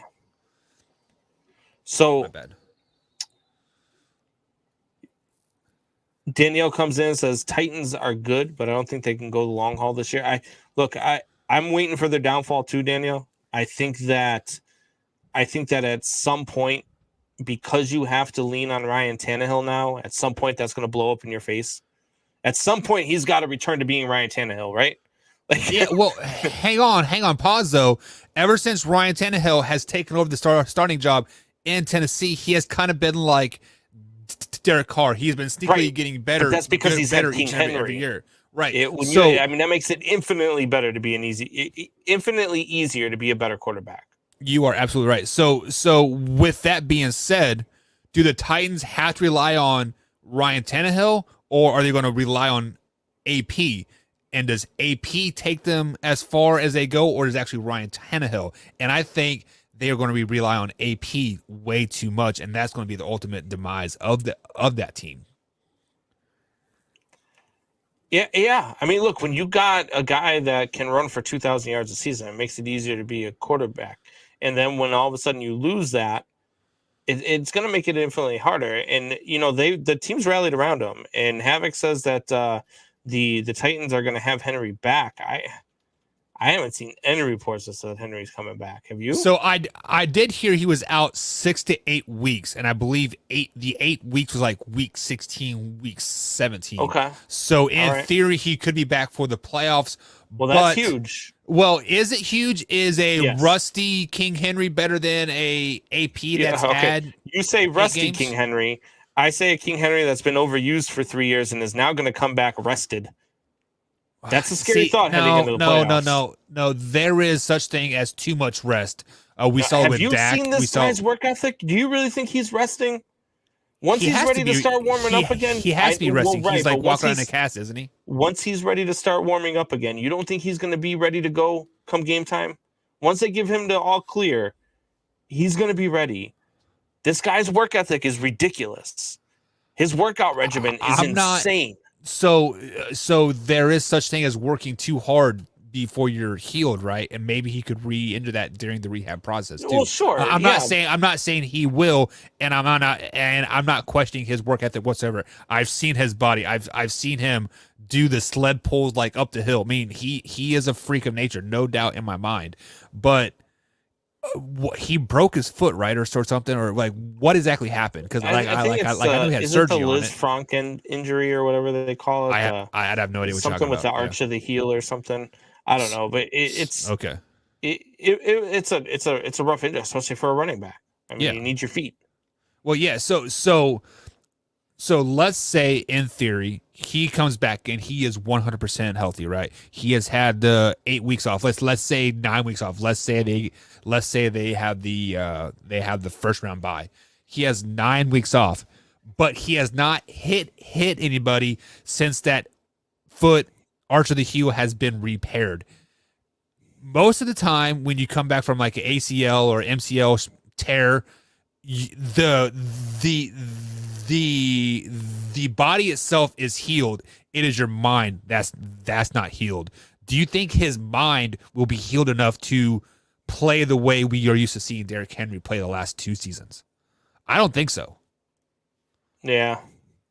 I mean, look, I think that if you get King Henry back before the playoffs, that's just a good. I don't see any scenario where that's a bad thing. If you get him back week 16, I think you have to give him the CMC treatment from last week. You give him like 40% of the snaps like week 16, week 17, you ramp him up like 60, 70%, and then maybe that first week of the playoff games, he is ready to go 100%. But yeah. I just don't see him being that effective after missing 8 or 9 weeks in the regular season and coming back just for the playoff games. Like I don't see it. Just because there is such thing as clicking with your teammates too, right? I mean, yeah. So, yeah, for sure. All right, so let's move on here. Baker Mayfield, we've talked about the Cleveland Browns, has been polar opposites this season. Yeah. Is he the answer for Cleveland? So I'm going to take a page out of Wayne G's book here. Wayne G said he is a perfect placeholder quarterback, meaning he will never sign that 10-year, $100 million deal, right? He is a great placeholder for your team to be 8-8, 9-8, 8-9, right? He will be that average quarterback, much like Andy Dalton was for the Cincinnati Bengals. He will not win you games, but he will not lose you games either. So with that being said, is he the long-term answer in Cleveland?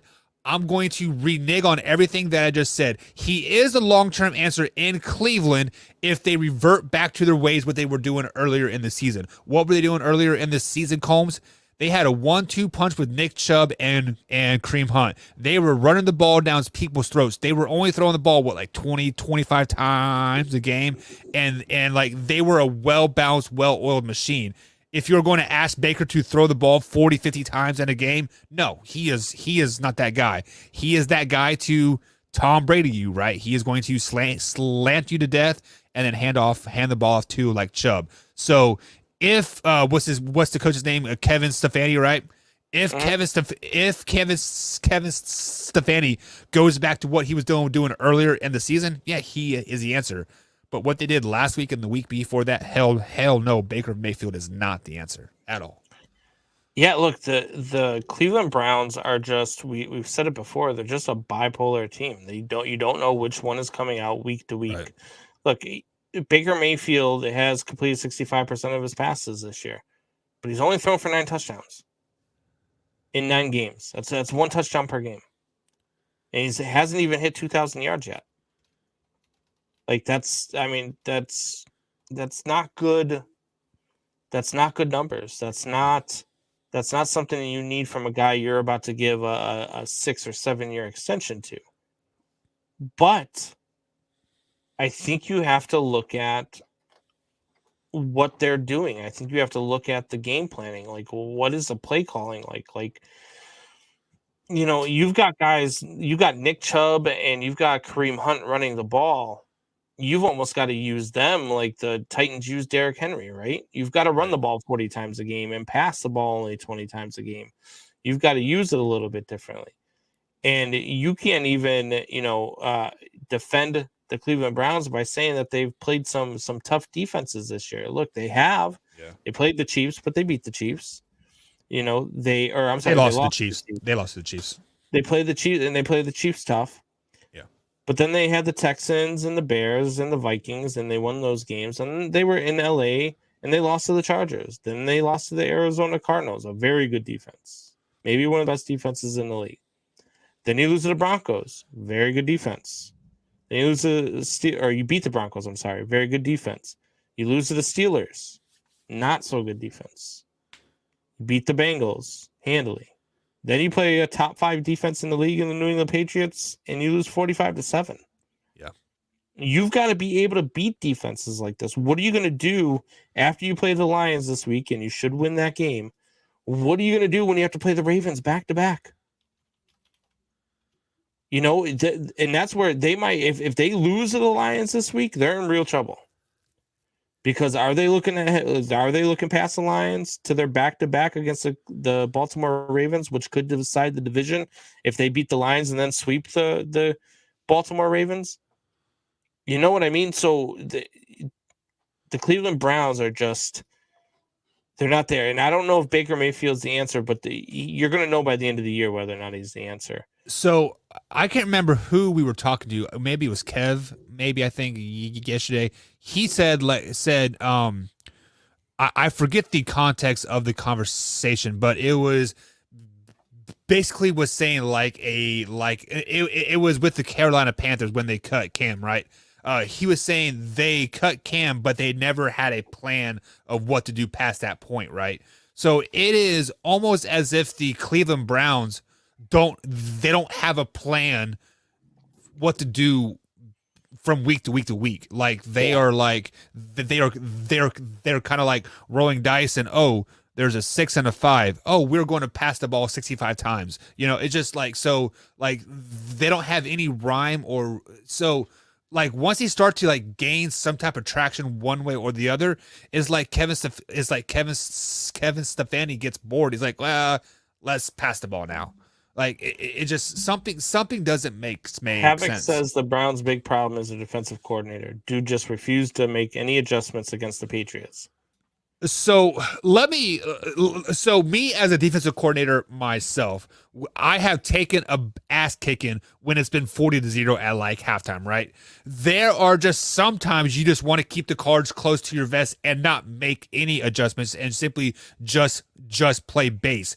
Just because like when you want to play base or just play zone or just play man, it is trying to gain the confidence back of the players like, hey, our system base works, so when we play the Patriots in the playoffs, we'll have this, and this, and this against them. We don't want to show them that.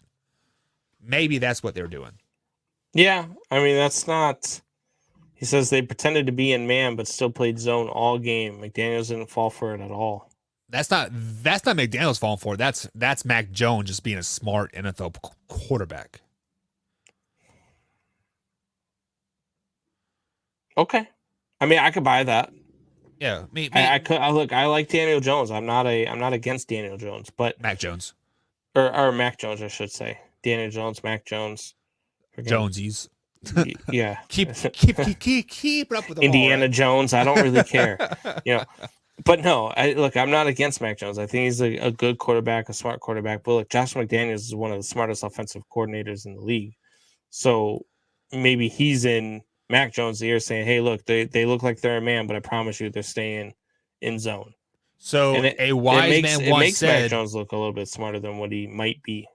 A wise man once said, "You can be the best coach ever, but your players still got to perform." Yeah, no, absolutely. But look, it's like we said with the Houston Astros, right? It's a little bit easier to hit the fastball when you know it's coming. Yeah, but if I'm not mistaken, I believe the microphones to the helmet's cut off with 10 seconds left to go in the play clock, if I'm not mistaken. 15 It could be seconds. 15 seconds, okay. It doesn't matter when you're able to tell your quarterback, hey, look, they're gonna play zone, but they're gonna look like they're in man. Okay. Do your thing. I will give you that, yes. So Very, that's very what I'm smart saying. offensive coordinator, yes. It's he is. I mean, he's a damn genius. But look, Mac Jones is in a very good situation. Mac Jones can do what he can do. Baker Mayfield, he's in a very different situation. And so let me ask you this. We look at, and we're going to get out of here after we talk about this, but you have Mac Jones, or I'm sorry, you have Baker Mayfield right now. Okay. Let's say this offseason, because there's been a lot of rumors the last couple of off seasons that the Seattle Seahawks are going to offload Russell Wilson. If the Cleveland Browns make that trade and they say, we'll give you Baker plus, whatever, a draft pick or whatever the case is, you give us Russell Wilson, are the Cleveland Browns a Super Bowl contender?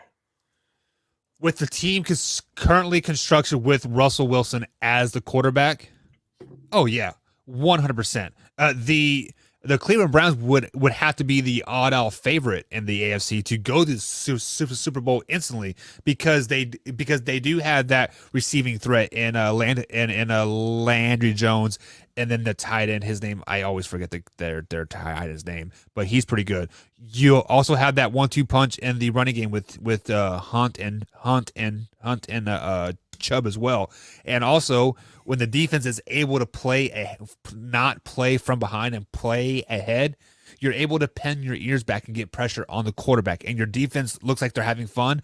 Why did the 49ers play so well last night? Because they were playing ahead and they were having fun. So when you are playing ahead, 14-0, 21-0, the defense is having fun. They pen their ears back, and they're a lot better team. Looked back the first couple weeks of the season.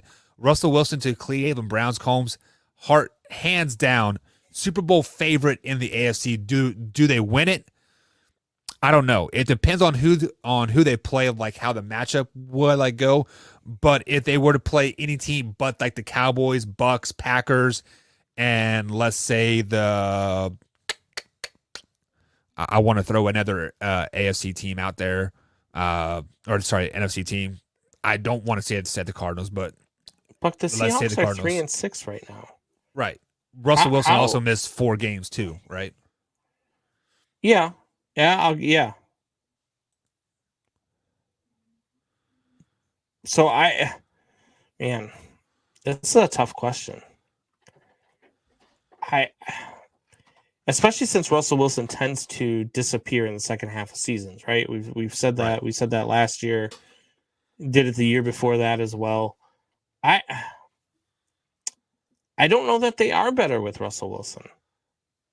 I don't know that they. I think that they're better with a better offensive coordinator. And I know Danielle chimes in and says Russ isn't going to Cleveland. I know that. I mean, I'm not saying that he is. I was just throwing out a hypothetical out there. Because we've got a guy in Russell Wilson who's always talking about getting traded. And I just don't know that he makes Cleveland that much better than they already are. I mean, you're not getting Patty Mahomes. You're not getting Tom Brady. You're getting Russell Wilson. And I just don't know. I guess, look, you give Russell Wilson, Nick Chubb, and Kareem Hunt a healthy Nick Chubb and Kareem Hunt. You give him Jarvis Landry. You give him, an okay offensive line. The Browns don't have a crazy good offensive line, but they're okay. Right. Maybe they're a little bit better than they are with Baker because you get more consistent play out of Russell Wilson. How about this? What if on the flip side of that, instead of them trading Baker, they send a Kareem Hunt or a Nick Chubb to Seattle to team up with Carson. What's his name? Chris Carson, right? are they ultimately then a Super Bowl team? Because the Seahawks defense isn't bad, right? They have a Pro Bowler level on each level. They have DK, they have Tyler Lockett, and they have a two-headed monster in the backfield there. That seems like a match made in heaven. Yeah. Man. Look, the Browns are good.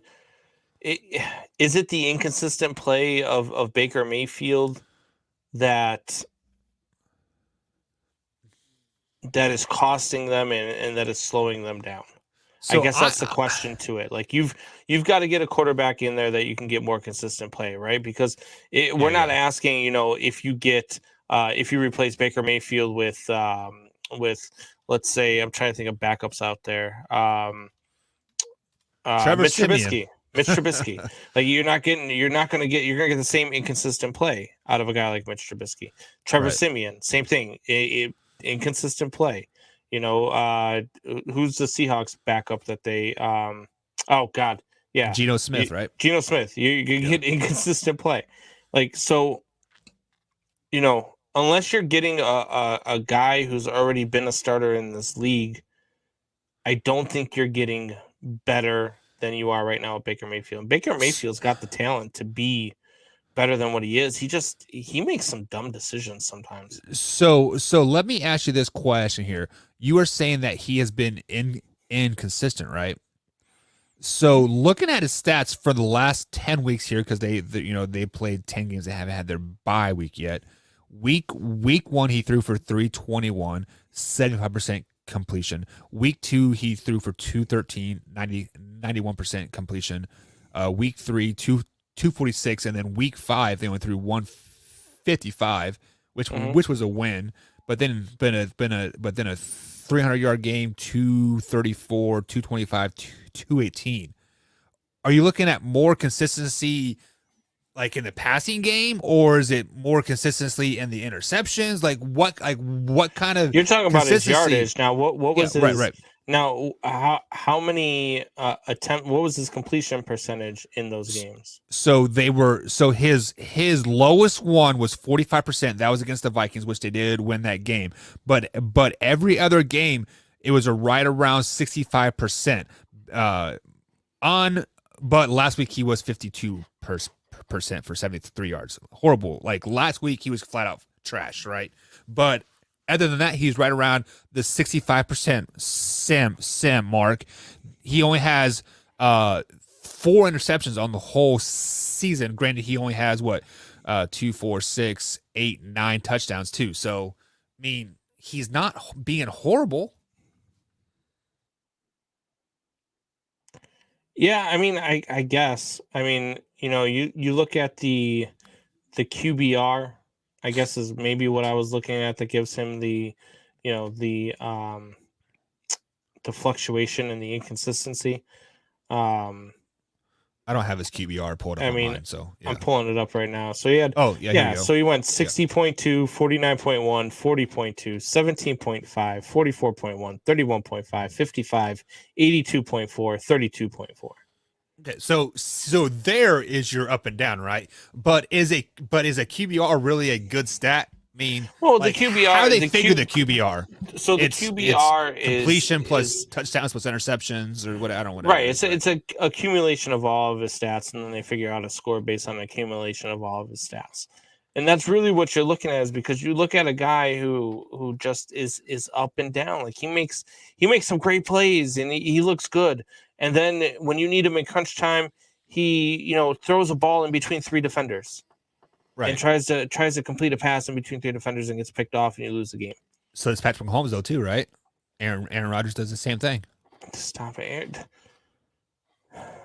So does Tom Brady, right? Aaron Rodgers only does that in the NFC title game. All right. Patrick Mahomes has been to 2 straight Super Bowls. Would be 3 this year if D Ford wasn't a scumbag. Facts. Fuck that guy. All right, Buck. It's time to get out of here, man. It is. Ready for me to send him home? Do it, buddy. Man Hour Nation, rise up. Bye.